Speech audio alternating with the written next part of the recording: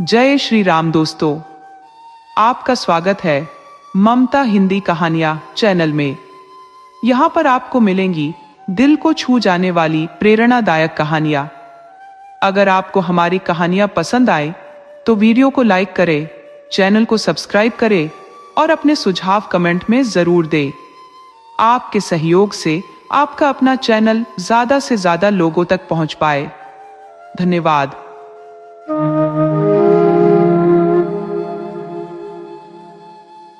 एक बार की बात है कि एक ब्राह्मण बाजार से होकर जा रहा था कि वह बोला, हे नारायण, मैं तुझसे प्रार्थना करता हूं कि तू मुझे 100 रुपए दे दे तो मैं उनमें से 10 रुपए तेरे नाम के गरीबों को दे दूंगा, क्योंकि उसके पास तो अपने अगले खाने के लिए भी पैसे नहीं थे।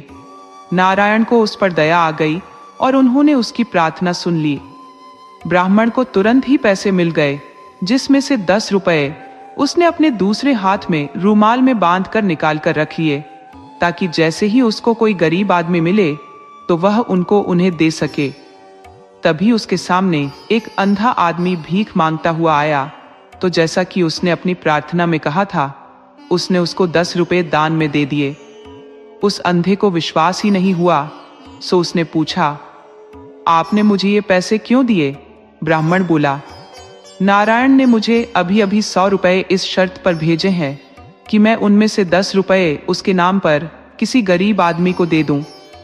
अंधा बोला, भगवान आपको सुखी रखे, मेहरबानी करके मुझे अपना सारा पैसा दिखाइए। मैंने अपनी सारी जिंदगी में 100 रुपए कभी एक साथ नहीं देखे, मुझे उन्हें कम से कम महसूस तो करने दीजिए। ब्राह्मण को इसमें उसकी कोई चालाकी नहीं लगी, सो उसने अपना रूमाल उस भिखारी के हाथ में रख दिया। बेवकूफ आदमी, वह कुछ जरा ज्यादा ही सीधा रहा होगा। पैसों का रूमाल लेते ही भिखारी ने दिखाया कि वह उसका ही पैसा है, सो ब्राह्मण उसके ऊपर चिल्लाया और उससे अपना रूमाल छीन लिया। तो भिखारी ने जोर जोर से शोर मचाना शुरू कर दिया, बचाओ बचाओ, ये आदमी चोर है, ये मेरा सब कुछ छीनना चाहता है। ए लोगों, इसको पकड़ लो, अब इससे और लड़ने की ताकत मेरे अंदर नहीं है। आस पास चलते लोग चिल्लाए, क्या बात है, क्या किया है इसने? भिखारी बोला, ये मेरे पैसे छीनना चाहता है, देखो इसके हाथ में मेरे सारे पैसे हैं, 90 रुपए, चाहो तो गिन लो, मैं सच बोल रहा हूं। लोगों ने ब्राह्मण को पकड़ लिया और उसके रूमाल के पैसे गिने तो वे तो वाकई 90 रुपए थे। उन्होंने भिखारी का विश्वास कर लिया और उसका पैसा उसको वापस कर दिया। ब्राह्मण ने इसका बहुत विरोध किया, पर सब बेकार, लोग उसका विश्वास ही नहीं कर रहे थे। उसने उनको अपनी कहानी भी सुनाई, पर वह भी उनकी कुछ समझ में नहीं आई कि ऐसा कैसे हो सकता था। सो वह अपने घर की तरफ जितनी जल्दी हो सकता था चला गया। जब वह घर पहुंचा तो उसने यह किस्सा अपनी पत्नी को बताया, तो उसकी पत्नी ने कहा, तुम भी कितने बेवकूफ थे कि तुमने उस भिखारी को अपने पैसे दिखा दिए। तुमको अभी भी इस अंधे भिखारी की चाल समझ में नहीं आई और तुम यहां लौट कर चले आए। जाओ और जाकर उसका पीछा करो और देखो कि वह ये पैसे कहां रखता है। ब्राह्मण तुरंत ही बाजार वापस गया। वहां उसको वह अंधा भिखारी मिल गया। वह धीरे धीरे एक मस्जिद की तरफ जा रहा था। मस्जिद के अंदर पहुंचकर वह वहां एक जगह पर बैठ गया। कुछ देर बाद उसने चारों तरफ देखकर कहा, यहाँ तो कोई नहीं है। फिर भी यह यकीन करने के लिए कि वहां कोई नहीं था, उसने अपनी डंडी को अपने चारों तरफ मारा और फिर बोला, हाँ, यहाँ कोई नहीं है, ये जगह सुरक्षित है। फिर वह मस्जिद के एक कोने में गया। वहां पहुंचकर उसने फर्श से थोड़ी सी मिट्टी हटाई और ब्राह्मण से लिए हुए 100 रुपए नीचे रखे एक मिट्टी के बर्तन में रख दिए, जो उसने वहां छिपा रखा था। फिर वह बोला, अल्लाह का लाख लाख शुक्र है, सुबह मेरे पास केवल 1000 रुपए ही थे, पर अब मेरे पास 1100 रुपए हैं। अल्लाह का बहुत बहुत शुक्रिया। जब ब्राह्मण ने भिखारी के ये शब्द सुने तो वह बहुत खुश हुआ। ये करके भिखारी मस्जिद के बाहर निकल आया। जैसे ही वह मस्जिद के बाहर निकला तो ब्राह्मण मस्जिद के अंदर गया। वहां से वह मिट्टी का बर्तन निकाला और उसे अपने घर ले गया। जब वह घर पहुंचा तो उसकी पत्नी ने उसकी बहुत तारीफ की और उसको फिर से उस अंधे भिखारी के पीछे पीछे जाने के लिए कहा कि जाओ और देख कर आओ कि वह अब आगे क्या करता है। ब्राह्मण फिर चला गया। अगले दिन सारा दिन वह उस भिखारी के पीछे पीछे घूमता रहा। उस दिन भी शाम को उसने अपने आप को एक मस्जिद में पाया। वह भिखारी उस दिन की तरह से आज भी कुछ पैसे जो उसने उस दिन कमाए थे वह जमा करने गया था। जब उस अंधे आदमी को उसके पैसे वाला मिट्टी का बर्तन धरती में गड़ा नहीं मिला तो वह बहुत दुखी हुआ। वह बेचारा अपना चेहरा और छाती पीट पीट कर रोने लगा। इस सब से उसने इतना शोर मचाया कि उस मस्जिद का मुल्ला उसको देखने पहुंचा कि यह कौन क्यों रो रहा है। इत्तफाक से यह मुल्ला भी अंधा था और बहुत चालाक था। मुल्ला ने भिखारी से पूछा, यहां तुम ये क्या कर रहे हो? सबको परेशान कर रहे हो और मस्जिद की जमीन भी खराब कर रहे हो। चले जाओ यहां से, तुम हमारे और हमारी मस्जिद के ऊपर पाप चढ़ाने वाले हो। यहां से तुम तुरंत चले जाओ, वरना मैं अभी लोगों को बुला लूंगा और तुमको अपने इस व्यवहार पर पछताना पड़ेगा। भिखारी बोला, जनाब, मेरे पास जो कुछ भी था मेरा वह सब डाकू लूट कर ले गए हैं, या कोई चोर आया और वह मेरा सारा पैसा निकाल कर ले गया। मैं क्या करूं? मुल्ला बोला, तुम तो बहुत ही बड़े बेवकूफ हो। ये रोना धोना बंद करो और इस घटना से अपने अच्छे भविष्य के बारे में सीखो। किसी ने कभी क्या यह भी सुना है कि कोई अपने 1100 रुपए एक मिट्टी के बर्तन में रखकर इस मस्जिद जैसी आम जगह पर रख दे जहां सारे दिन लोग आते जाते रहते हो? अगर तुमने ऐसा ही किया होता जैसा कि मैंने किया तो तुम्हारे साथ यह न हुआ होता। गरीब भिखारी ने पूछा, तुम कैसे करते हो? मुल्ला बोला, मेरे पास एक बहुत बड़ी खोखली डंडी है। मैं अपना सारा पैसा उसी डंडी में रखता हूं और वह डंडी मैं हमेशा अपने पास रखता हूं। देखो, यह यहां है। कहकर उसने अपनी डंडी उसके पैर पर मारी। फिर बोला, जाओ, तुम एक और डंडी ले लो और फिर अपने पैसे के बारे में निश्चिंत हो जाओ। यह सुनकर ब्राह्मण ने अंधे मुल्ला की तरफ इस तरह से ध्यान से देखा जैसे वह उसका पैसा भी ले लेगा।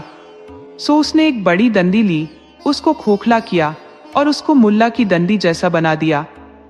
जैसे ही उसने यह कर लिया और फिर जैसे ही उसको मौका मिला उसने मुल्ला की डंडी से अपनी डंडी बदल ली। मुल्ला जब भी प्रार्थना करता था तो अपनी डंडी जमीन में रख देता था, और क्योंकि वह अपनी प्रार्थना दिन में कई बार करता था इसलिए ब्राह्मण को यह मौका ढूंढने में बहुत देर इंतजार नहीं करना पड़ा। ब्राह्मण की पत्नी ने जब यह सुना और बहुत सारे पैसे देखे तो वह तो बहुत खुश हुई। उसने अपने पति से कहा, अब तुम फिर जाओ और देखो कि यह मुल्ला अब क्या करता है। हो सकता है तुम्हें उसका कुछ और खजाना हाथ लग जाए। ब्राह्मण ने उसका कहना माना और वह फिर से उसी मुल्ला की तरफ चल दिया। वहां जाकर वह क्या देखता है कि उसके पास एक और मुल्ला बैठा हुआ है। इत्तेफाक से यह दूसरा मुल्ला भी अंधा था। पहला वाला मुल्ला अपने पैसे खो जाने पर दूसरे मुल्ला के सामने रो रहा था, तो दूसरे अंधे मुल्ला ने उससे कहा, तुम्हारी बेवकूफी के लिए अल्लाह का तुम पर कुफ्र पड़े। अब तुम मेरी बात सुनो कि मैं अपने पैसे का क्या करता हूं। मैं अपना सारा पैसा अपने कपड़ों में सिलकर रखता हूं। वहां से मेरा पैसा कौन ले सकता है? मेरी सलाह मानो तो तुम भी ऐसा ही कर लो। जब ब्राह्मण ने दूसरे मुल्ला के ये शब्द सुने तो वह तुरंत ही वहां से भाग गया और मधुमक्खियों से भरा एक छत्ता खरीद लाया और उसको उसने एक मिट्टी के बर्तन की तली में लगा दिया। छत्ते के ऊपर उसने काफी सारा शहद रख दिया। इतना करके वह हंसा और बोला, हाँ हाँ हाँ, उसको डराने के लिए इतना काफी है। फिर उसने एक मुसलमान का वेश बनाया और दूसरे मुल्ला को वह मिट्टी का शहद भरा बर्तन देने के लिए उसके घर की तरफ चल दिया। उसके घर जाकर उसने उसको वह बर्तन भेंट में दे दिया। मुल्ला शहद से भरा बर्तन पाकर बहुत खुश हुआ। उसने उसको आशीर्वाद दिया। बर्तन देकर ब्राह्मण चला आया, पर वह अपने घर नहीं गया। वह उसके घर से थोड़ी दूर जाकर इंतजार करने लगा कि कब वह अपना शहद खत्म करता है। जैसे ही ब्राह्मण उसके घर से गया, मुल्ला ने शहद निकालने के लिए बर्तन में हाथ डाला कि वह उसको बड़े बर्तन में से निकालकर छोटे छोटे बर्तनों में रख दे, क्योंकि वह यह नहीं चाहता था कि कोई दूसरा उसकी इतनी सारी चीज को उसके पास एक ही बार में देख ले। उसने शहद से एक दो छोटे बर्तन भरे ही थे कि अब उसका हाथ शहद की बजाय मधुमक्खियों के छत्ते से जा लगा। मधुमक्खियों को उसका यह बुरा व्यवहार बिल्कुल भी अच्छा नहीं लगा। वे बर्तन में से बाहर उड़ी और उसको चारों तरफ से काटने लगी। वह अपना शरीर पीटता पीटता घर के बाहर की तरफ भागा, पर मधुमक्खियां भी अपने इरादे की पक्की थी। वे भी उसको छोड़ नहीं रही थी। ऐसे समय में कोई उसकी सहायता भी नहीं कर पा रहा था। सो उस अंधे मुल्ला को अपने कपड़े उतारकर एक तरफ को फेंकने ही पड़े और घर के अंदर जाना पड़ा। मधुमक्खियां भी उसके पीछे पीछे भागी।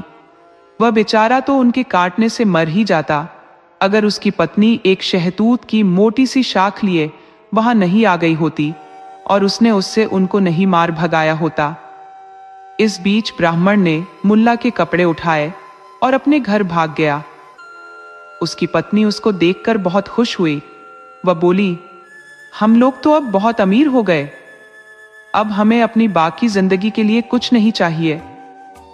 जैसे ही मुल्ला को मधुमक्खियों के काटने से थोड़ा सा होश आया, तो उसने देखा कि उसके तो कपड़े ही गायब हैं। ये देखकर उसको बहुत परेशानी हुई। वह तुरंत है पहले वाले अंधे मुल्ला के पास गया और उससे अपना सारा हाल कहा। दोनों ने आपस में मिलकर कुछ सलाह की। सो वे दोनों मिलकर अंधे भिखारी के पास गए और उसे जाकर अपनी अपनी कहानियां बताईं। तीनों ने मिलकर प्लान बनाया कि राजा के पास चला जाए और उससे प्रार्थना की जाए कि वह इस चोर की ठीक से खोज करे। ऐसा ही किया गया। राजा ने उन तीनों की बात ठीक से सुनी और उन तीनों की कहानियों में रुचि लेने लगा। वह खुद भी यह जानने की कोशिश में लग गया कि ऐसा कौन सा आदमी था जिसने इन तीन होशियार और चतुर लोगों को धोखा दिया। उसने सारे शहर में डिंडोरा पिटवा दिया कि जिसने भी यह सब किया है आकर स्वीकार करे तो राजा उसको माफ भी कर देगा और साथ में उसको अच्छा इनाम भी देगा। ये सुनकर ब्राह्मण राजा के पास गया और उसको सारी कहानी सुनाई। राजा बोला, शाबाश, पर यह तो बताओ कि यह सब तुमने अकेले ने किया या फिर किसी और ने भी तुमको इस बारे में सलाह दी? ब्राह्मण बोला, मेरी पत्नी ने मुझे यह सब करने के लिए मुझे उकसाया हुजूर, और मैंने यह सब किया। राजा बोला, बहुत अच्छे। उसने उसको बहुत सारी भेंटें दी और फिर उसको वहां से भेज दिया। दोस्तों, आपको कहानी कैसी लगी अपने सुझाव कमेंट करना ना भूले। तो चलिए आज की अगली कहानी शुरू करते हैं।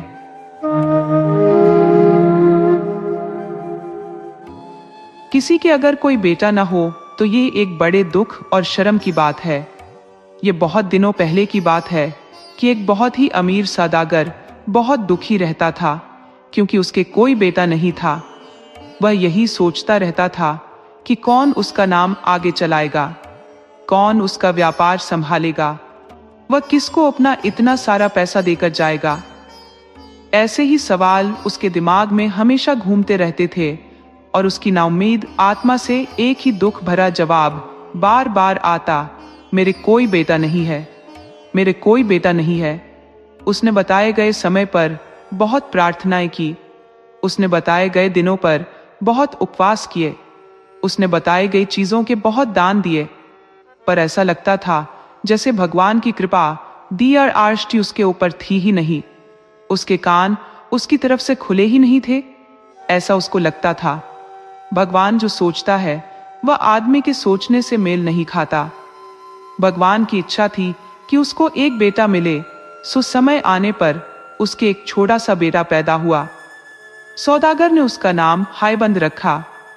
जब वह 5 साल का हो गया तो उसने उसको स्कूल भेजना शुरू कर दिया। वह 10 साल का होने तक पढ़ता रहा। एक दिन वह सौदागर अपनी दुकान की खिड़की के पास बैठा हुआ था कि उसकी दुकान के सामने से 2 लड़के फटे कपड़े पहने जा रहे थे। उसने उनको बुलाया और उनसे पूछा कि वे इतने गरीब क्यों थे। उन्होंने उसको बताया कि उनके माता पिता और भाई मर चुके थे और वे अपने किसी ऐसे दोस्त या रिश्तेदार को नहीं जानते थे जिससे वे कोई सहायता ले सके, इसीलिए वे इस तरह मारे मारे फिर रहे थे। ये सुनकर सौदागर को उन पर दया आ गई। वह उनको यह सोचकर अपने घर ले गया कि उसके बेटे को अच्छा साथ मिल जाएगा और साथ में वह उसकी दुकान पर इधर उधर का काम भी कर दिया करेंगे, साथ में उनकी भी सहायता हो जाएगी। उसने उनको अपने बेटे के साथ ही पढ़ाया लिखाया। अब जैसा कि हम देखेंगे कि ये बच्चे उसके लिए बहुत ही बुरे साबित हुए। बजाय इसके कि वे अपने इस दयालु मालिक को और प्यारे से साथी को धन्यवाद देते या उनकी सहायता करते, उन्होंने तो उनके खिलाफ जालसाजी शुरू कर दी और उनको बड़ी शर्मनाक हालत में डाल दिया। वे सौदागर के बेटे हाईबंद के साथ रोज स्कूल जाते, पर हाईबंद तो बड़ी मेहनत से पढ़ता, जिससे वह तो बहुत होशियार हो गया, जबकि वे दोनों आलसी और लापरवाह थे। सो उन्होंने वहां अपने जैसे बच्चों से सिवाय बुराइयों के और कुछ नहीं सीखा। एक दिन जब वे तीनों सुबह को स्कूल जा रहे थे तो वे शादी के बारे में बात करने लगे। उन दोनों बच्चों ने हाईबंद से कहा, देखो, हमें मालूम है कि तुम्हारी शादी तो बहुत जल्दी ही हो जाएगी, क्या तुम अपने पिता से कहकर हमारी शादी नहीं करवा सकते? हाईबंद बोला, हाँ हाँ, क्यों नहीं, मैं अपने पिताजी से कहूंगा कि वह तुम्हारी शादी पहले कर दे, बाद में मेरी शादी करें। इसके कुछ समय बाद ही सौदागर ने शादी कराने वाले को कई जगह भेजा कि वह किसी अमीर परिवार की कोई सुंदर पढ़ी लिखी होशियार लड़की देख कर आए। लड़की देख ली गई और हाईबंद की शादी तय हो गई। शादी के दिन सौदागर ने अपने दोस्तों को एक बहुत बड़ी दावत दी और गरीबों को बहुत दान दिया। फिर उसने अपने बेटे को राजा जैसे कपड़े पहनाए और उसको दुल्हन के घर भेजा। दोनों नीच लड़कों को इस बात का पता था, सो वे उससे पहले ही उसके ससुराल पहुंच गए और दुल्हन के माता पिता को बरगलाने की कोशिश की कि हाईबंद तो कुछ पागल सा है, आप किससे अपनी बेटी की शादी कर रहे हैं। यह सुनकर वे दोनों बहुत दुखी और नाराज हुए। ये बात अगर उनको कुछ पहले पता चली होती तो उन्होंने सगाई तोड़ दी होती, पर अब वे क्या करें, अब तो बहुत देर हो चुकी थी। दुल्हा अपने घर से चल चुका था। इधर वे दोनों लड़के फिर हाईबंद से मिलने के लिए जल्दी से चलकर वापस आए और उसको दवा मिले हुए कुछ फल खाने पर मजबूर किया। उन फलों को खाकर वह बिल्कुल बेवकूफ सा दिखाई देने लगा। इसके बाद वह तुरंत ही सौदागर के पास उसके घर गए और आंखों में आंसू भरकर बोले, जैसे कि वे अपनी इस खोज पर बहुत दुखी हो कि वह लड़की जिससे वह हाईबंद की शादी करने जा रहा था, वह तो एक राक्षसी थी और आदमियों को खा जाने वाली थी। हाईबंद का पिता यह सुनकर सोच में पड़ गया। अब वह क्या करे? शादी की घड़ी आ रही थी और सब लोग दूल्हे के इंतजार में थे। जब हाईबंद अपनी ससुराल पहुंचा तो उसके सास ससुर ने उसको ठीक से देखा भाला, और जब उन्होंने उसको कुछ सोया सा खोया सा और बेवकूफी की हालत में पाया तो उनको लगा कि वे दोनों लड़के सही बोल रहे थे। सो उन्होंने उसको अपनी बेटी देने से इनकार कर दिया। पर वह लड़की जिससे हाईबंद की शादी होने वाली थी और जिसका नाम जोहरा खातून था, बहुत होशियार और अक्लमंद थी। उसको लगा कि इसमें उन लोगों की कोई जाल बिछाने की साजिश है। उसने अपने पिता को मजबूर किया कि वह उसकी शादी हाईबंद से ही कर दे। उसको पूरा विश्वास था कि हाईबंद के पिता इतने सीधे और ईमानदार आदमी थे कि उनको बेवकूफ बनाना बहुत आसान था। खैर, शादी की सारी रस्में पूरी की गई और उन दोनों की शादी हो गई। शाम तक उन दवाओं का असर कम होने लगा तो हाईबंद को होश आने लगा। होश में आने पर उसने अपनी पत्नी को पहचान लिया और उसका साथ पाकर बहुत खुश हुआ। कुछ दिन बाद रीति रिवाजों के अनुसार हाईबंद और उसकी पत्नी अपने घर वापस लौटे। रास्ता थोड़ा लंबा था, सो उन्होंने उसको 2 बार में पूरा करने का इरादा किया। आधे रास्ते में पहुंचकर उन्होंने एक गांव में रात को रुकने का फैसला किया। जब जोहरा सोने चली तो अचानक उसे याद आया कि वह अपनी सास के लिए तो कोई भेंट लाए नहीं है, पर अब वह क्या करे। ससुराल में खाली हाथ जाना तो ठीक बात नहीं थी। वह बहुत दुखी हुई, पर फिर किसी तरह से उसे नींद आ गई। जब वह सो रही थी तो उसने सपना देखा कि एक बहुत गोनी सा आदमी उसकी तरफ बड़ा चला आ रहा था। उसके पास आकर वह उससे बोला, ओ भली लड़की, तू दुखी मत हो, तू नदी के पास जा, वहां तुझे एक लाश पानी पर तैरती मिल जाएगी जिसकी बाह पर एक बहुत कीमती ब्रेसलेट है। तू उस लाश को पुकारना तो वह तेरा कहा मानेगी और तेरे पास आ जाएगी। तू उसका वह ब्रेसलेट उतार लेना और अपनी सास को दे देना। यह अजीब सा सपना देखकर उसकी आंख खुल गई। वह तुरंत उठी और नदी की तरफ चल दी। वहां जाकर उसने देखा कि उससे थोड़ी ही दूर पर एक लाश तैर रही थी। उसने उसको पुकारा तो वह उसके पास आ गई। उसने उसके हाथ से ब्रेसलेट उतारा और अपने घर आकर सो गई। सिवाय उन दोनों नीच लड़कों की नीचता के सब कुछ ठीक चलता रहता, पर उन्होंने यह सब कुछ देख लिया था और यही था भी जो वह चाहते थे। उनको बस किसी भेड़ का खून नदी की तरफ जाने वाले रास्ते पर और नदी के किनारे पर छिड़कना था और फिर भागकर अपने मालिक सौदागर के पास उसको यह बताने जाना था कि उनकी बहू किस तरह से बर्ताव कर रही थी। उन्होंने ऐसा ही किया। सौदागर तुरंत ही उनके पीछे पीछे भागा आया। जब उसने खून के निशान देखे तो वह ऐसे रो पड़ा जैसे कोई मरने वाला रोता है।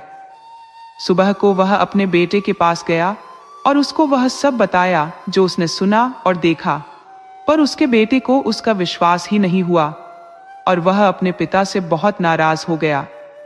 सुबह को पूछने पर दाई ने बताया कि आधी रात के करीब उसकी मालकिन कुछ देर के लिए घर के बाहर गई तो थी, लेकिन वह बाहर गई क्यों थी यह उसको नहीं पता। हायबंद को यह सुनकर बहुत आश्चर्य हुआ और उसको इस नीच कहानी पर विश्वास करना पड़ा। इसका परिणाम यह हुआ कि वह अपनी पत्नी से अलग अलग रहने लगा।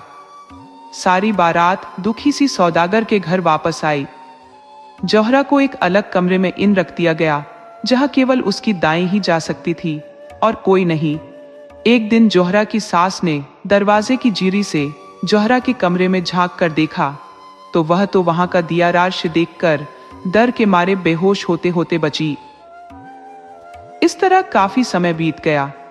इस बीच हायबंद अपने उन दोनों नीच दोस्तों के साथ पिता के बिजनेस में उनकी सहायता करता रहा। वह अभी भी उन दोनों को अपना दोस्त ही समझता था। एक दिन सौदागर ने उन तीनों को एक छोटे से व्यापार के लिए शहर से बाहर भेजा। उसने ऐसा इसलिए किया था क्योंकि उसने देखा कि हायबंद अपनी पत्नी के लिए बहुत दुखी था, तो उसने सोचा कि इससे शायद उसका मन कुछ बदल जाए। तीनों नौजवान अपनी यात्रा पर चल दिए। वे कई मील चले कि हायबंद को अचानक याद आया कि वह अपने हिसाब की कापियां तो घर पर ही भूल आया है। वह उनको लेने के लिए घर वापस लौटा और अपने दोस्तों से ये वायदा किया कि वह शाम तक लौटकर उनको पकड़ लेगा।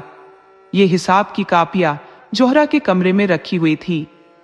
वे वहां थी ही क्यों ये तो हमको नहीं पता, पर वे वहां थी। सो घर लौटकर हायबंद तुरंत ही जोहरा के कमरे की तरफ दौड़ा। वहां उसने अपनी पत्नी को देखा।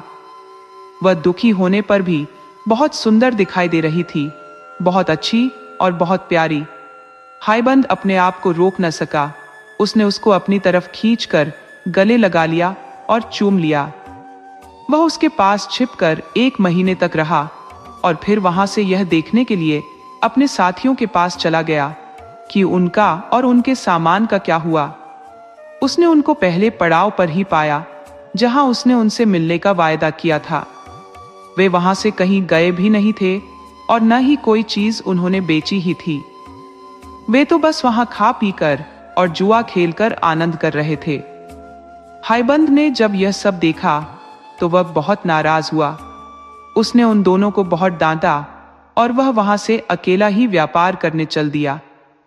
ये दोनों बेचारे घर वापस लौट आए। अब ये दोनों भी हायबंद से बहुत नाराज थे, सो इन्होंने उसके साथ चाल खेलने की सोची। इन दोनों दोस्तों ने एक फकीर का वेश रखा और सौदागर के घर पहुंचे। वहां जाकर बोले, आप समय रहते संभल जाइए। आपके घर में एक राक्षसी है जिसको बच्चे की आशा हो गई है। उसका चरित्र ठीक नहीं है। भगवान के लिए, अपने लिए आप उसको घर से बाहर निकाल दीजिए। कहीं ऐसा ना हो कि वह आपके घर को और आसपास के लोगों को बर्बाद कर दे। ये कहकर वे वहां से चले गए। अब हम केवल सोच ही सकते हैं कि जब सौदागर और उसकी पत्नी ने फकीरों के मुंह से ऐसी बात सुनी होगी तो उसका उन पर क्या और कितना असर हुआ होगा। ये सुनकर तो वे चैन से ही नहीं बैठे जब तक उन्होंने इस बात की सच्चाई की पता नहीं कर ली। उन्होंने अपना पूरा घर छान मारा, घर की हर स्त्री से पूछा, पर जैसा कि फकीरों ने उनसे कहा था वैसा कुछ भी नहीं पाया। तब वे इस सच्चाई का पता लगाने के लिए जोहरा के पास खुद गए। वहां उनको पता चला कि उसको तो वाकई बच्चे की आशा थी। उसने उनको बहुत समझाने की कोशिश की कि वह कोई राक्षसी नहीं थी बल्कि एक गुणवती स्त्री थी, पर सब बेकार। सौदागर ने अपने दीवान को बुला भेजा और उससे उसको सजा देने के लिए कहा। सजा में उसको जंगल ले जाना था जहां उसका सिर काट देना था। ऐसा ही हुआ। जंगल पहुंचकर उसने अपने सजा देने वालों से प्रार्थना की कि वे उस पर दया करें। वह बोली, आप लोग इतने बेरहम और अन्याय नहीं हो सकते कि आप एक सीधी सादी स्त्री का कत्ल करें। मैंने ऐसा कुछ नहीं किया है जिसके लिए मुझे मौत की सजा मिले, और न आप मेरे खिलाफ कुछ साबित कर सकते हैं। क्या अब भी आप मेरा कत्ल करेंगे? वे बोले, हम क्या करें, हमें ऐसा ही हुक्म मिला है। इस पर जोहरा जमीन पर नीचे लेट गई और भगवान की प्रार्थना करने लगी, हे भगवान, मुझ पर दया कर। तू तो जानता है कि मैंने कोई पाप नहीं किया है। मुझे इस सजा से बचा। एक सिपाही आगे बढ़ा और उसने जोहरा को मारने के लिए अपनी तलवार उठाई तो लो, देखो, वह तलवार तो लकड़ी की हो गई। तब दूसरे सिपाही ने अपनी तलवार उठाई तो वह अपने हाथ ही नहीं उठा सका। उसको ऐसा लगा जैसे किसी छिपी हुई ताकत ने उसके हाथ उसके पीछे बांध दिए हों। इसके बाद तीसरा आदमी अपनी तलवार उठाकर आगे बढ़ा तो वह बेहोश होकर नीचे गिर गया। इस तरह भगवान ने उस स्त्री की पुकार सुनी और उन दोनों दोस्तों के नीच इरादों को नाकामयाब कर दिया। जब सिपाहियों ने यह देखा तो उनको यह विश्वास हो गया कि वे भगवान की इच्छा के खिलाफ काम कर रहे थे। वे बोले, हम तुम्हें नहीं मारेंगे, पर हम तुमसे प्रार्थना करते हैं कि अब तुम हमें यह बताओ कि हम अपने आप को कैसे बचाएं। क्योंकि जब सौदागर और दीवान साहब को पता चलेगा कि हमने उनका हुक्म नहीं माना और तुम्हें नहीं मारा तो वे हमसे नाराज हो जाएंगे और हमको सजा देंगे। हमारे लिए तो उनका यही हुक्म था कि हम तुम्हें मार दें और तुम्हारा सिर ले जाकर उनको दे दे। जोहरा खातून बोली, आप डरे नहीं। कहकर उसने जमीन पर से कुछ मिट्टी उठाई और उसका एक सिर बनाती हुई बोली, मैं इस मिट्टी का अपने सिर जैसा एक सिर बनाती हूं। सिर बनाकर उसने भगवान से प्रार्थना की कि वह इसको मांस और खून का बना दे। भगवान ने उसकी प्रार्थना सुनी। वह मिट्टी का सिर एक जीते जागते हाड़ मांस का सिर बन गया और उससे खून टपकने लगा। वह सिर वह उन सिपाहियों को देकर बोली, लीजिए, यह सिर ले जाकर आप सौदागर साहब को दे दीजिएगा। सिपाहियों ने वह सिर लिया और घर वापस लौट गए। सौदागर ने जब वह सिर देखा तो वह बहुत खुश हुआ। उसने उसे बाहर अपने बागीचे में टांग दिया। जोहरा खातून कुछ दिन तक जंगल में ही रहती रही और वहां जो भी फल सब्जियां मिले वे खाती रही। कुछ दिन बाद उसने वहां से जाने का विचार किया तो उसने एक पेड़ से कहा कि वह हायबंद का पता करे और उसको बताए कि उसकी पत्नी कहाँ गई। फिर वह दूसरे देश चल दी। वहां जाकर वह एक बूढ़ी विधवा स्त्री से मिली और उसी के घर ठहर गई। दिन में वह लकड़ियां और कुछ और चीजें चुनने जाती जिनको वह शाम को बाजार में बेच आती। रात को वह उस बुढ़िया के घर में सो जाती। समय आने पर उसने एक सुंदर से बेटे को जन्म दिया। इत्तेफाक की बात कि उसी समय वहां की रानी को भी बच्चा होने वाला था। वह प्रार्थना कर रही थी कि उसके बेटा हो जाए, क्योंकि राजा ने उसको धमकी दी थी कि अगर उसके बेटा नहीं हुआ तो वह उसको मरवा देगा। इसलिए उस बेचारी को बहुत चिंता लगी थी। उसने शाही दाइयों को बुलवाकर पूछा भी कि उसके बेटा होगा कि नहीं, पर सबने मना कर दिया कि नहीं, उसके बेटा नहीं होगा।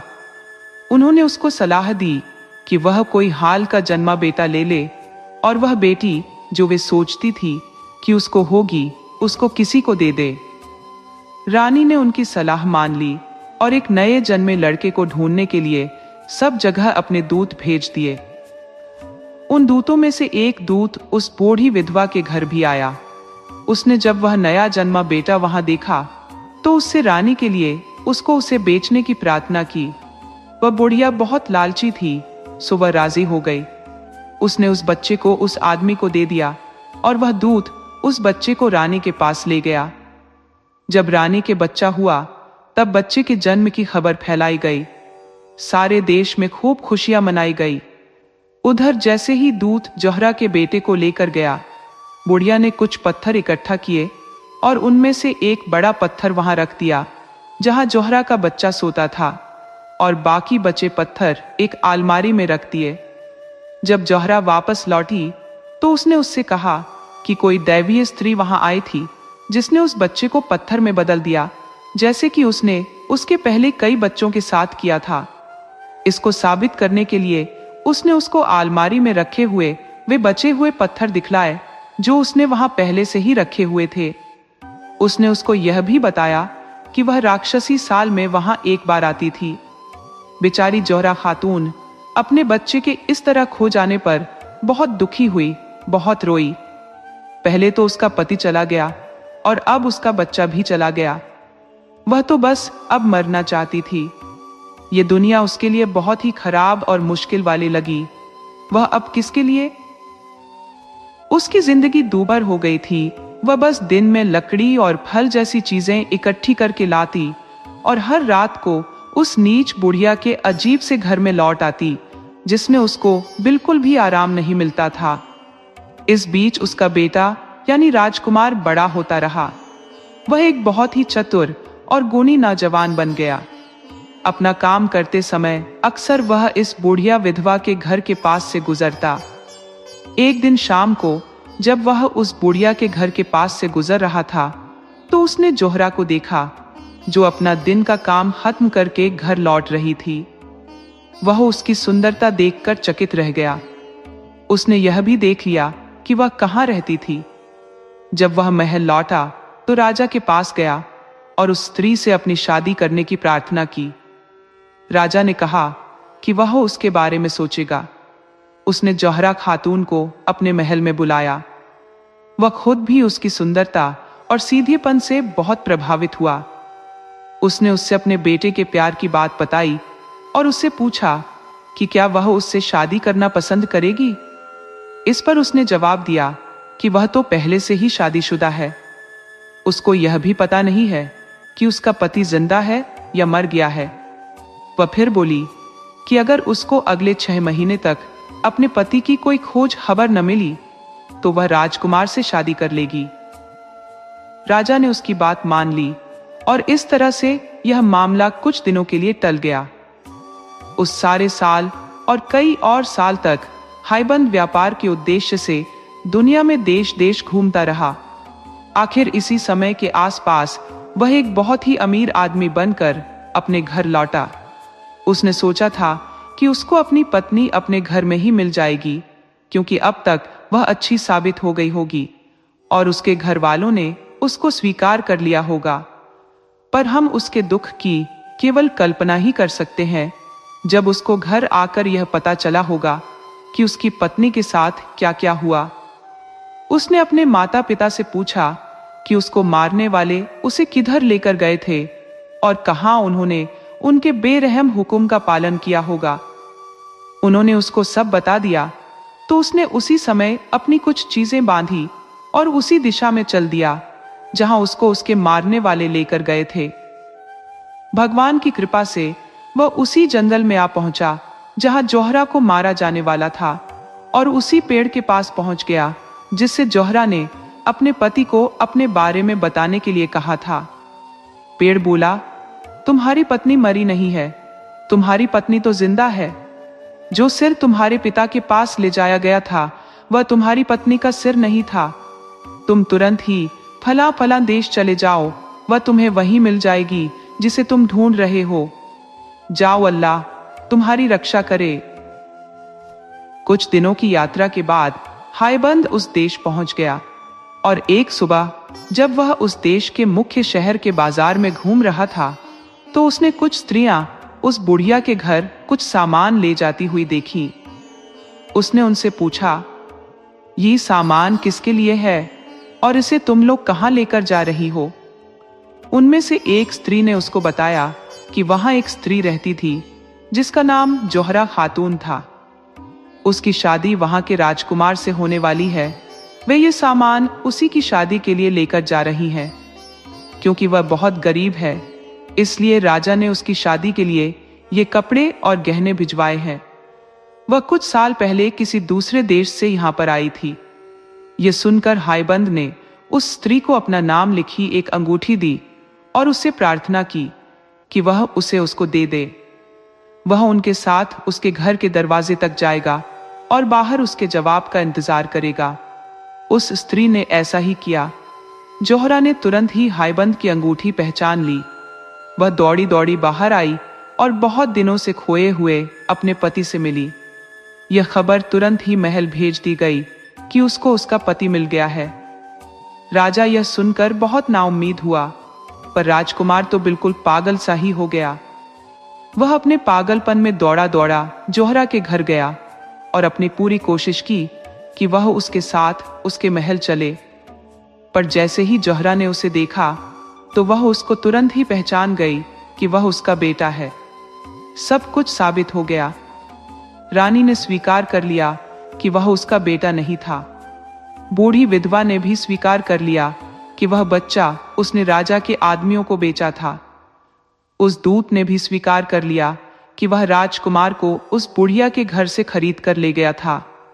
पर इन सब के अलावा जो सबसे बड़ी बात थी वह यह थी कि राजकुमार की शक्ल अपने माता पिता से बहुत मिलती थी। राजा ने जब यह सब सुना तो वह तो बहुत गुस्सा हुआ। उसने तुरंत ही अपने रानी को देश निकाला दे दिया और उस बूढ़ी विधवा को मरवा दिया। हायबंद और उसकी पत्नी अपने बेटे के साथ अपने देश वापस लौट आए, जहां वे बहुत दिनों तक खुशी खुशी रहे। दोस्तों, आपको कहानी कैसी लगी अपने सुझाव कमेंट करना न भूले। तो चलिए आज की अगली कहानी शुरू करते हैं।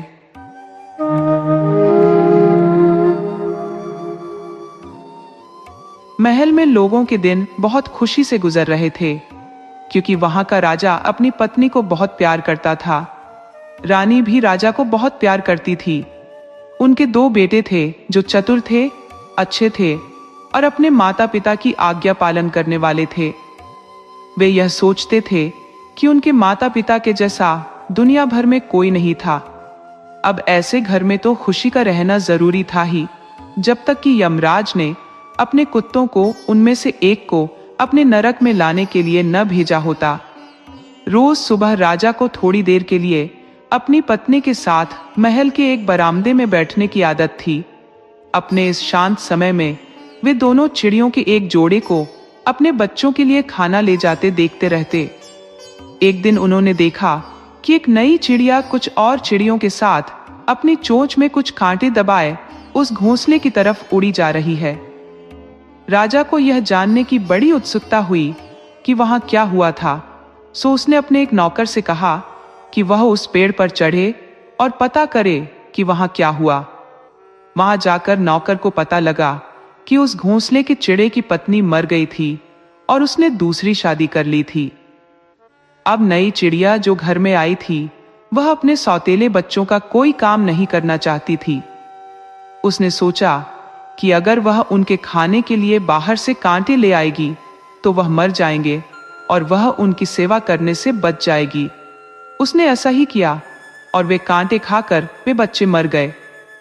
वे सब अपनी मां की लाश के ऊपर पड़े हुए थे। जब राजा और रानी ने यह सुना तो वे बहुत दुखी हुए। राजा बोला, क्या हमारे और चिड़ियों के साथ ऐसे ही होता है? रानी बोली, हाँ, होता तो ऐसा ही है, पर हमारे साथ ऐसा नहीं होना चाहिए। प्रिय, मुझसे वायदा करो कि अगर मैं तुमसे पहले चली जाऊं तो तुम फिर कभी दोबारा शादी नहीं करोगे। राजा बोला, प्रिय, अपना हाथ दो। मैं तुम्हारा हाथ पकड़कर कसम खाता हूं कि तुम जिंदा रहो या मर गई हो, मैं कभी दूसरी शादी नहीं करूंगा, ताकि कहीं ऐसा ना हो कि हमारे दोनों बच्चों को भी इसी तरह का कुछ सहना पड़े जैसा इन चिड़ियों के बच्चों को सहना पड़ा है। कहकर राजा ने रानी को ढांढस बंधाया। रानी भी यह सब सुनकर शांत हुई और राजा को पहले से भी ज्यादा प्यार करने लगी। पर इत्तेफाक की बात कि इस घटना के कुछ दिन बाद ही रानी चल बसी। राजा तो उसके बिना इतना दुखी हो गया कि लोगों ने सोचा कि अब तो वह भी मर जाएगा। कुछ समय बीत जाने पर वह कुछ संभला और देश का राजकाज संभालने लगा। कुछ और समय बीत जाने पर उसके वजीरों, दरबारियों और दूसरे कुलीन लोगों ने उससे दूसरी शादी करने की प्रार्थना की। जैसा कि सोचा जा सकता है, उसको यह काम करने में जरूर ही बहुत परेशानी हो रही होगी। पहले तो राजा उनसे बात ही नहीं करते थे, पर वे भी अपनी प्रार्थना लगातार करते ही रहे। यहां तक कि उन्होंने राजा से दोबारा शादी करने के लिए हाँ करवा ही ली। उनके एक वजीर की बेटी का उनके लिए प्रस्ताव आया और राजा ने उसको स्वीकार कर लिया। जल्दी ही उन दोनों की शादी हो गई। अब दुख के दिन शुरू हुए। जैसी कि उम्मीद की जाती थी, नई रानी दोनों राजकुमारों से जलने लगी और उनके खिलाफ कुछ जाल रचने लगी। राजकुमारों ने उसकी इच्छाओं को ध्यान में रखते हुए उसको खुश रखने की बहुत कोशिश की, कभी उसकी इच्छाओं के खिलाफ जाने की जुर्रत नहीं की, पर सब बेकार। रानी उन दोनों से बहुत नफरत करती थी और उसको उस दिन की इच्छा थी जब वह उनको देश से बाहर निकालकर बर्बाद कर देगी। उसने उतने समय तक इंतजार किया जब तक उसने यह नहीं देख लिया कि राजा उसको बहुत प्यार करता है और वह उसके लिए कुछ भी कर सकता है। तब उसने राजा से राजकुमारों की अपने साथ बुरा व्यवहार करने की और अपना कहना न मानने की शिकायतें करनी शुरू कर दी। इसके अलावा उसने उससे यह भी कहा कि अगर राजा उसको इतना प्यार न करता तो वह उनका ऐसा व्यवहार बिल्कुल नहीं सह सकती थी। राजा यह सुनकर बहुत गुस्सा हुआ। उसने तुरंत ही अपने आदमियों को हुक्म दिया कि वे उसके दोनों बेटों को सबकी आंख बचाकर जंगल में ले जाकर मार दे। बच्चों को अपने पिता के हुक्म के ऊपर कोई सवाल पूछने की आदत नहीं थी, सो वे दोनों बच्चे सिपाहियों के साथ खुशी चले गए। उनको पिता के बेरहम हुक्म का तो पता नहीं था। उन्होंने सोचा कि शायद उनके पिता ने उनको जंगल में घूमने के लिए भेजा होगा। जब वे सब जंगल में एक जगह पहुंचे तो सिपाहियों ने अपनी अपनी तलवारें निकाल ली और उनको मारने के लिए ऊपर उठाया तो बच्चों को बहुत आश्चर्य हुआ। उनको पता ही नहीं चला कि उन्हें क्या करना चाहिए। वे चिल्लाए, हे भगवान, हमारी सहायता करो। भगवान ने उनकी सुन ली। सिपाहियों की लोहे की तलवारें लकड़ी की तलवारों में बदल गई और पत्थर दिल सिपाहियों के दिल में दया भर गई। उनसे उन नन्हे बच्चों को मारा नहीं गया, उन्होंने उन्हें छोड़ दिया। उनके प्रति भगवान को उसकी दया के लिए धन्यवाद देते हुए दोनों राजकुमार अपने अपने घोड़ों पर सवार होकर वहां से जितनी तेजी से भाग सकते थे भाग लिए। कुछ देर बाद वे एक साफ पानी की नदी के पास आए तो उन्होंने सोचा कि वे वहां पर खाना खा लें और आराम कर लें। उन्होंने यह भी निश्चय किया कि वे दोनों एक साथ नहीं सोएंगे, कहीं ऐसा न हो कि कोई डाकू आ जाए या फिर कोई जंगली जानवर आ जाए और उनको और उनके घोड़ों को खा जाए। इस प्लान के साथ बड़ा भाई पहले सो गया और छोटा भाई जागकर पहरा देने लगा। जब वह पहरा दे रहा था तो दो चिड़ियां सूराब्रोर और बूढ़ाब्रोर वहां आई और पास के एक पेड़ पर आकर बैठकर बातें करने लगी। सूराब्रोर बोला, देखो, उस पेड़ पर जिसकी डाल उस नदी तक जा रही है, दो गाने वाली चिड़िया बैठी है। क्या तुम्हें पता है कि वे कौन सी चिड़ियां हैं? बूढ़ाब्रोर बोला, हाँ, वे तो बहुत ही बढ़िया चिड़ियन है। मैंने उनको यह कहते सुना है कि जो कोई भी उनमें से एक का मांस खाएगा वह राजा बन जाएगा, और जो दूसरे का मांस खाएगा वह वजीर बन जाएगा। वह सबसे ज्यादा अमीर आदमी होगा, और वह हर सुबह जहां भी लेटेगा वहां अपने नीचे की जगह पर इतने कीमती 7 जवाहरात पाएगा जिसकी लोग कीमत नहीं आंक पाएंगे। यह सुनकर छोटा भाई तो बहुत उत्सुक हो गया। उसने तुरंत ही उन दोनों को एक तीर मारा और मार दिया। फिर उसने दोनों चिड़ियों को पकाया। एक चिड़िया उसने खुद खाई और दूसरी चिड़िया भाई के लिए छोड़ दी। भाई जब सोकर उठा तो उसने छोटे भाई की वह छोड़ी हुई चिड़िया खा ली। अगली सुबह दोनों भाई फिर अपनी यात्रा पर चल दिए। रास्ते में छोटे भाई को अचानक याद आया कि उसका चाबुक तो वहीं रह गया। वह अपने इस चाबुक को बहुत पसंद करता था, सो वह उसे लेने के लिए वापस दौड़ गया। चाबुक उसको नदी के किनारे दिखाई दे गया। वह उसको उठाने के लिए अपने घोड़े से उतरने ही वाला था कि एक बहुत बड़ा ड्रैगन पानी में से बाहर निकल आया और उसने उसके पैर में काट लिया और वह बेहोश होकर जमीन पर गिर पड़ा। इस हालत में वह बेचारा कई घंटे पड़ा रहा। बड़ा भाई जब उसका इंतजार करते करते थक गया तो वह आगे चल दिया कि उसका छोटा भाई शाम तक उसको पकड़ लेगा। आगे चलकर वह एक शहर में पहुंचा तो वहां जाकर उसको पता चला कि वहां के राजा की अभी अभी मौत होकर चुकी है और वहां की जनता उसके वारिस की खोज में है।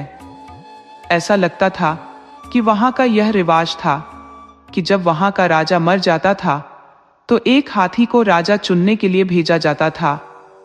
जिस किसी को भी वह हाथी चुन लेता था वहां के लोग उसी को अपना राजा मान लेते थे, चाहे वह कोई अमीर हो या गरीब, पढ़ा लिखा हो या गंवार, अपने देश और भाषा का हो या फिर किसी दूसरे देश या भाषा का। जब बड़ा राजकुमार वहां आया तो राजा को चुनने वाला यह हाथी वही चक्कर काट रहा था। जैसे ही उसने राजकुमार को देखा तो तुरंत ही उसको सिर झुकाया। सो लोग उस राजकुमार को शहर के अंदर ले गए और उसको राजगद्दी पर बिठाकर राजा घोषित कर दिया गया। उधर छोटा राजकुमार भी होश में आ गया था। वह इस तरह होश में आया था कि उस नदी के पास एक योगी रहता था जो उस नदी पर हर छठे महीने वहां से थोड़ा सा पानी लेना आता था। जिस दिन राजकुमार को वहां ड्रैगन ने काटा था वह दिन उसके वहां से पानी लेने का दिन था। सो जब वह वहां आया तो उसने वहां उस नौजवान का बेहोश शरीर देखा। उसको उस पर दया आ गई। वह समझ गया कि ड्रैगन ने ही यह सब किया है। सो उसने जादू के कुछ शब्द पढ़े जिन्होंने नदी का पानी सुखा दिया और ड्रैगन नदी में से बाहर निकल आया। ड्रैगन ने बाहर निकलकर पूछा, तुमने यह नदी खाली क्यों की? योगी ने जवाब दिया, क्योंकि तुमने इस नौजवान को काटा। तुमने ऐसा क्यों किया? ड्रैगन बोला, ओ योगी, 2 चिड़ियां थी जो अक्सर यहाँ आया करती थी और अपने गीतों से यहाँ की हवा को भर दिया करती थी। इस राजकुमार ने उनको मार दिया, इसलिए मैंने इसको काट लिया। योगी बोला, ये तुमने अच्छा नहीं किया। सुनो, अब तुम अपना जहर इसके पैर से निकाल लो ताकि यह जिंदा हो सके, वरना तुम मर जाओगे। ड्रैगन बोला, मुझे माफ करे, जैसा आपने कहा है मैं वैसा ही करता हूं। इस तरह राजकुमार फिर से जिंदा हो गया। उसने योगी को धन्यवाद दिया और आगे चल दिया। पर बदकिस्मती से उसने वह सड़क नहीं ली जिस पर उसका भाई गया था। वह दूसरी सड़क पर चला गया। उस सड़क पर चलते चलते वह एक गांव में आ पहुंचा जहां कई भयानक डाकू रहते थे। इत्तेफाक से उनमें से उसने एक डाकू के घर का दरवाजा खटखटाया और उससे रहने की जगह मांगी तो उसने उसको तुरंत ही अपने घर में ठहरा लिया। उन्होंने उसका बड़े जोर शोर से स्वागत किया और अच्छी सी रहने की जगह दी। पर अफसोस, जब वह सोने के लिए लेटा तो वह और उसका पलंग दोनों फर्श में से होकर नीचे एक बहुत ही भयानक तहखाने में गिर पड़े। वह बेचारा तो वहां मर ही गया होता अगर उन डाकुओं की एक लड़की ने उसको वहां देख न लिया होता और वह उससे प्यार न करने लगी होती तो। वह तो उस घर को अच्छी तरह जानती थी। यह भांपते हुए कि अजनबी को इस कब्र में पसीना आ गया होगा, जैसा कि डाकू लोग उस जगह को कहते थे। वह छिपे रूप से उसके पास गई और उसके लिए खाना ले गई। इस खाने के बदले में राजकुमार ने उसको 7 जवाहरात दिए। वह लड़की रोज सुबह खाना लाती रही और राजकुमार उसको रोज 7 जवाहरात देता रहा। जैसे जैसे वह राजकुमार से मिलती रही, उसके लिए उसकी मोहब्बत बढ़ती ही चली गई। और वह खुद क्योंकि बहुत सुंदर और अक्लमंद थी, तो राजकुमार भी उसकी तरफ आकर्षित हो गया। उसने उससे जल्दी ही शादी करने का वायदा किया। आखिर वे वहां से आजाद हो गए और वहां से जल्दी एक तेज घोड़े पर सवार होकर समुद्र की तरफ भाग गए, जहां वे एक जहाज पकड़कर वहां से निकल लिए, जो तभी किनारा छोड़ने वाला था। दूसरी सवारियों के साथ उस जहाज पर एक सौदागर भी था। उसको वह लड़की इतनी अच्छी लगी कि वह राजकुमार को मारकर उससे खुद शादी कर लेना चाहता था। इस प्लान के अनुसार एक दिन जब वह और राजकुमार नारखेल खेल रहे थे, सौदागर ने राजकुमार को समुद्र में धक्का दे दिया। खुशकिस्मती से उसकी पत्नी वहीं जहाज के एक हिस्से में खड़ी हुई थी। उसने देखा कि उसके पति का शरीर ऊपर से नीचे आ रहा है, तो उसने तुरंत ही अपने हाथ बढ़ा दिए और उसको बचा लिया। जब यह बात कि राजकुमार जहाज से गिर गया था सारे जहाज में फैली, तो यह सब जानकर जहाज पर काम करने वाले और उसमें यात्रा करने वाले दोनों ही बहुत दुखी हुए। राजकुमार ने अपनी पत्नी को मना कर दिया था कि जब तक वे अपनी जगह पर नहीं पहुंच जाते, इस मामले की खोज नहीं करनी है। इस तरह वह वहां छिपे छिपे रहता रहा। सौदागर इस मामले में राजकुमार की अपनी पत्नी के बाद अपने आप को सबसे ज्यादा दुखी दिखा रहा था। खैर, फिर वह सौदागर जल्दी ही ठीक हो गया और उसने राजकुमार की पत्नी की तरफ ध्यान देना शुरू कर दिया और उससे अपने साथ शादी करने के लिए कहा। लड़की ने शादी 6 महीने के लिए ये कहते हुए टाल दी कि अगर 6 महीने तक उसके पति का कुछ पता नहीं चला तो वह उसके साथ शादी कर लेगी। कुछ महीने में ही जहाज अपनी जगह पहुंच गया। वहां पहुंचकर राजकुमार ने अपने आप को प्रकट किया और सौदागर पर इल्जाम लगाया कि उसने उसको डुबोने की कोशिश की। इस बीच सौदागर को जेल में डाल दिया गया जब तक उसके मुकदमे की सुनवाई होती है। इत्तेफाक से वे एक बहुत बड़े शहर के बराबर की जगह पर ही उतरे थे, जहां वह बड़ा राजकुमार राज कर रहा था। बड़ा राजकुमार उस समय अपने छोटे भाई के बारे में बहुत दुखी था कि उसका भाई इस समय कहाँ था। सो अपने आप को थोड़ी सी तसल्ली देने के लिए उसने अपने वजीर को कह रखा था कि वह रोज शाम को उसको एक कहानी सुनाए, क्योंकि उसका वजीर उसको दिन में जो कुछ सुनता था उसी पर उसको अपनी कहानी सुनाता था। इसलिए इस तरह से उसको यह आशा हो गई थी कि शायद उसको किसी तरह अपने भाई की खबर मिल जाए। जिस दिन जहाज किनारे पर लगा था, इस वजीर की बेटी समुद्र के किनारे गई थी, जहां उसको राजकुमार और उसकी पत्नी और नीच सौदागर की अजीब कहानी सुनने को मिली। वह कहानी उसने आकर अपने पिता को सुना दी। अगली शाम को वजीर ने वह कहानी राजा को सुना दी। राजा को यह कहानी सुनकर बहुत उत्सुकता हो गई, तो उसने अपने वजीर से कहा, राजकुमार और उसकी पत्नी कहाँ है? उनको तुरंत ही हमारे सामने पेश किया जाए। मुझे लगता है कि मुझे अपना इतने दिनों का खोया हुआ भाई मिल गया है। राजकुमार और उसकी पत्नी को तुरंत बुलवाया गया। तुम लोग सोच सकते हो कि दोनों भाई इतने दिनों के बाद मिलकर कितने खुश हुए होंगे। वे दोनों आपस में गले मिलकर बहुत रोए। छोटे राजकुमार को उस देश का वजीर बना दिया गया और सौदागर को फांसी लगा दी गई। कुछ साल बाद उनके पिता के कुछ दूत उस देश में आए और उन्होंने बताया कि राजा उन लोगों को देखना चाहता था। जब उसको अपनी नीच पत्नी की नीच हरकत का पता चला, तो उसने उसको मार दिया। ये सुनकर दोनों भाई अपने पिता से मिलने तुरंत ही चल दिए। वे लोग वहां सुरक्षित पहुंच गए और जाकर अपने पिता से मिले। अब दोनों आपस में मिलकर बैठे। कुछ समय बाद ही राजा मर गया।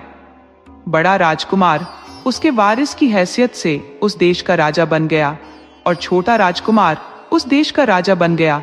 जहां उसका बड़ा भाई राज कर रहा था। दोनों राजकुमार बहुत फले फूले और अपनी होशियारी, न्याय और दया के लिए मशहूर हुए। दोस्तों, आपको कहानी कैसी लगी? अपने सुझाव कमेंट करना न भूले। तो चलिए आज की अगली कहानी शुरू करते हैं।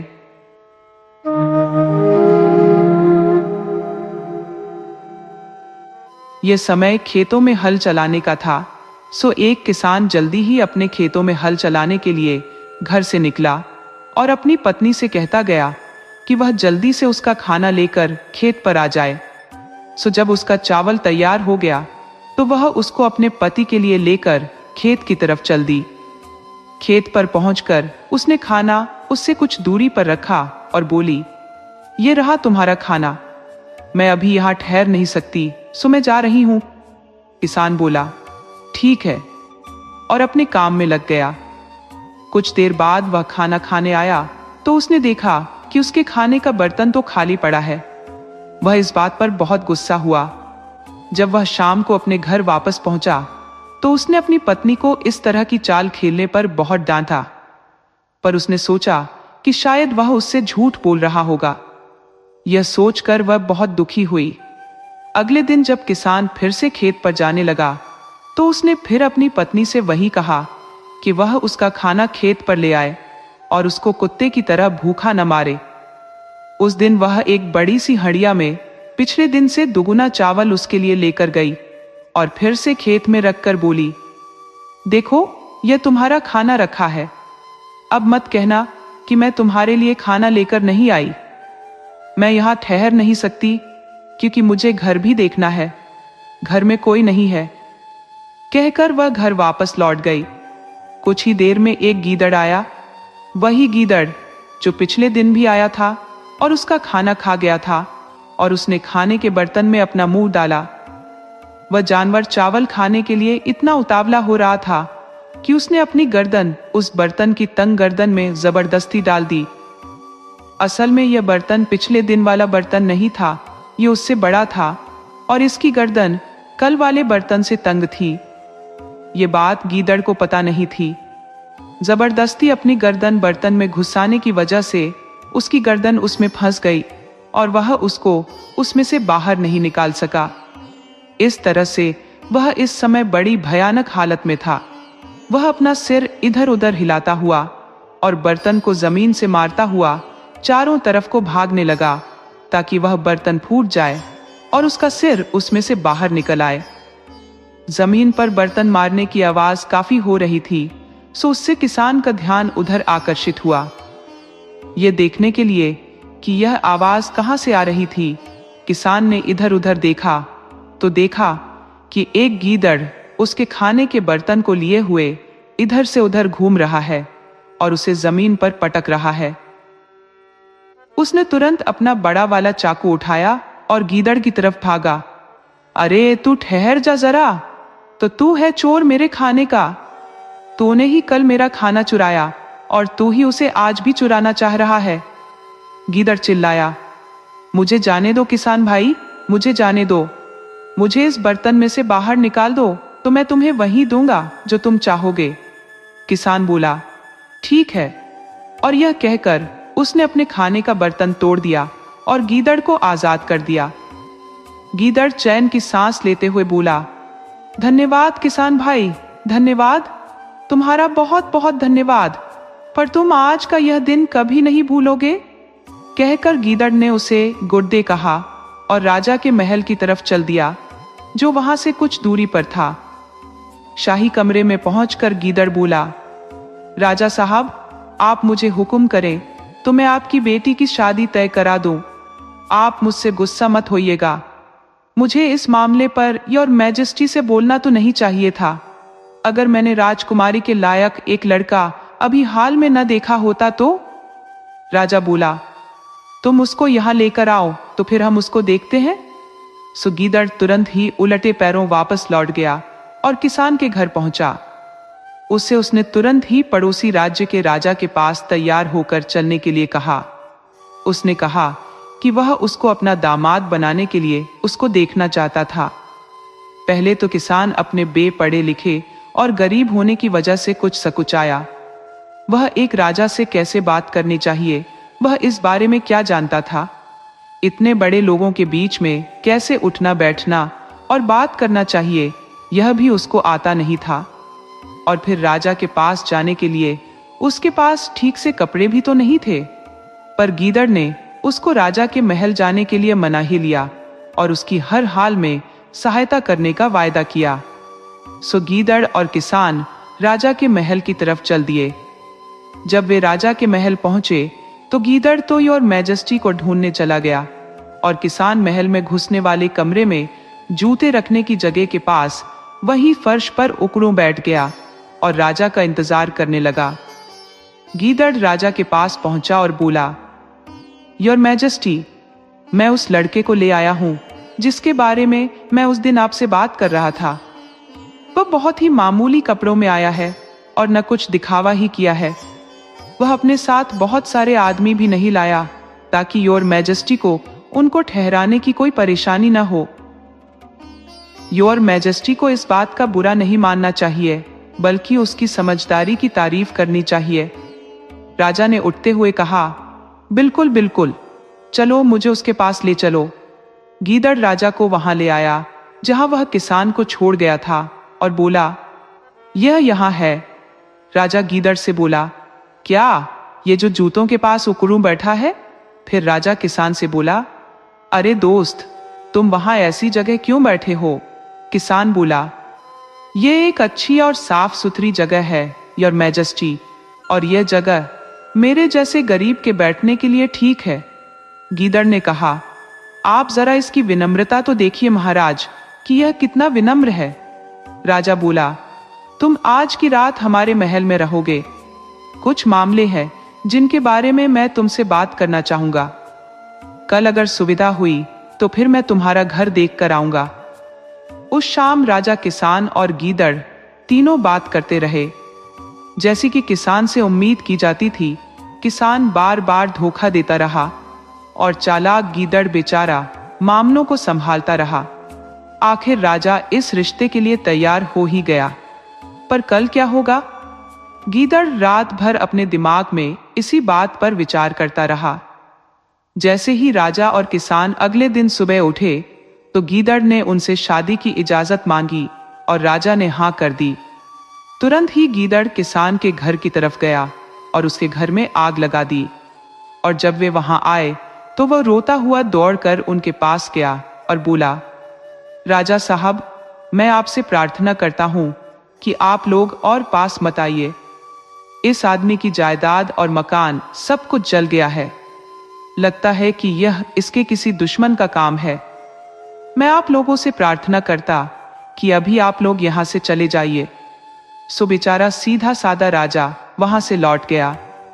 कुछ समय बाद राजा ने अपनी बेटी की शादी गंवार बे पढ़े लिखे किसान से कर दी। दोस्तों, आपको कहानी कैसी लगी? अपने सुझाव कमेंट करना न भूले। तो चलिए आज की अगली कहानी शुरू करते हैं।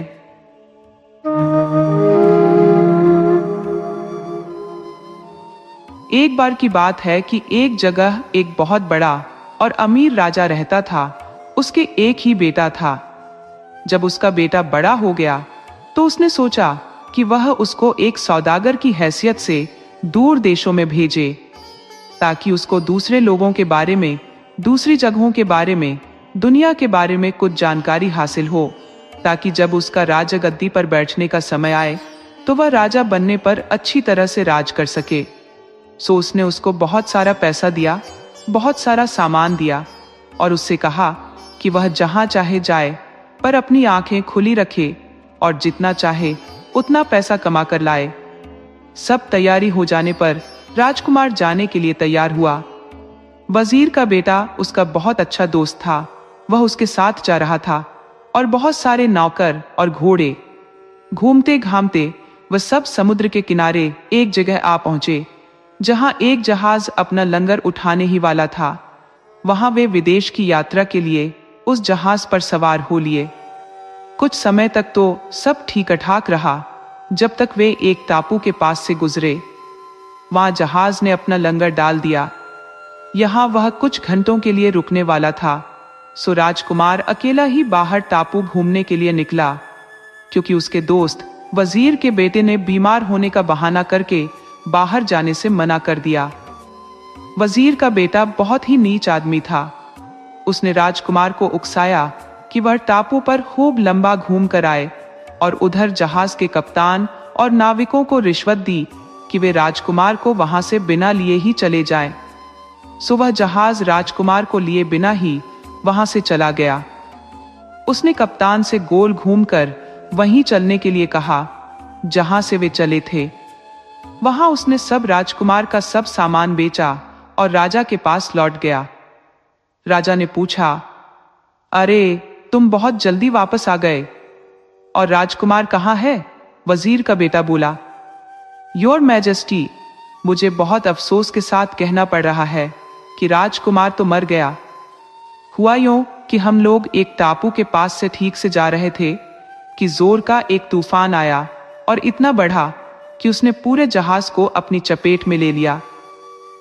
जहाज में जो कुछ भी था सब पानी में डूब गया।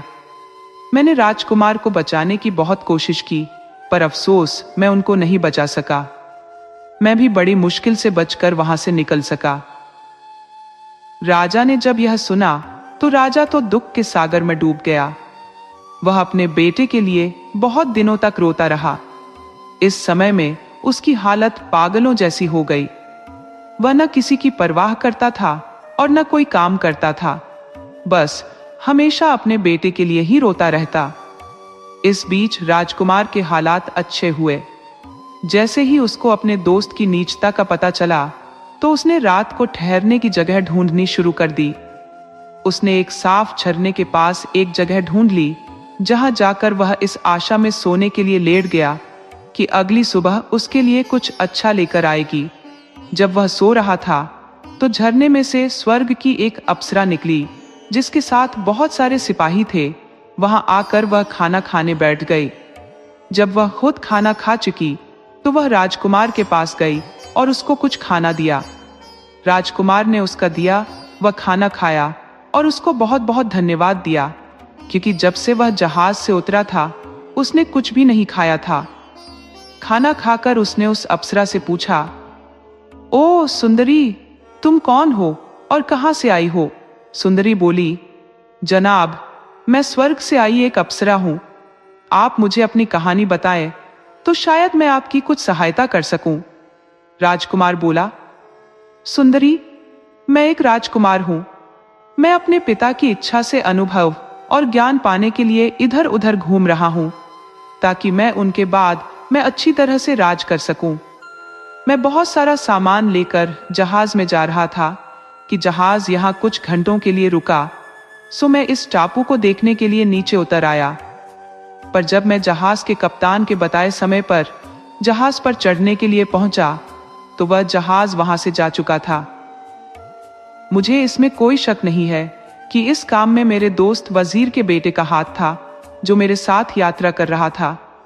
अप्सरा बोली, ओह, वह नीच आदमी, उसको अपनी इस नीचता का फल भुगतना पड़ेगा। जनाब, आप इस समय सोइए, मैं कल सुबह आपको आपके पिता के पास पहुंचा दूंगी। यह आदमी भी शायद लौटकर वहीं गया होगा, तब आप इसको आमने सामने बुरा भला कह सकते हैं। इतना कहकर वह अपने सिपाहियों के साथ झरने में ही गायब हो गई। राजकुमार सोने चला गया। अगली सुबह वह फिर आई। उसको जगाकर उसने उसको उसका नुकसान भरने के लिए कई कीमती जवाहरात दिए और उससे जाने के लिए कहा। उसकी बात मानकर वह बहुत सारे सिपाहियों को साथ लेकर चल दिया, तो उसने अपने आप को अपने महल के रास्ते पर पाया। राजा उस समय अपने सोने वाले कमरे में बैठा हुआ था। उसने उस कमरे की खिड़की से एक बहुत बड़ा जुलूस आता देखा तो सोचा, यह कौन आ रहा है? उसने अपने दरबान को बुलाया और उसको यह देखने के लिए भेजा कि उसके महल की तरफ यह कौन आ रहा था। उसने दरबान को कुछ मोती दिए और उससे कहा, जाओ, भाग कर जाओ और देखो कि यह कौन आ रहा है। कहीं ऐसा न हो कि यह कोई ताकतवर दुश्मन हम पर हमला करने आ रहा हो। जब वह वहां पहुंचा तो राजकुमार ने उससे कहा, जाओ और वापस जाकर अपने राजा से कहो कि मैं उनका एक दोस्त हूँ और उनके बेटे के बारे में खबर देने आया हूँ। उसके बारे में मुझे कुछ अजीब खबरें मिली है। ये सुनकर राजा ने उसका अपने महल में बड़ी शानो शौकत के साथ स्वागत किया। उसने राजकुमार को आंखों में आंसू भरकर अपने राजकुमार के जहाज के डूब जाने की कहानी सुनाई। फिर उसने वजीर के बेटे को बुलाया ताकि वह उसको कहे को ठीक साबित कर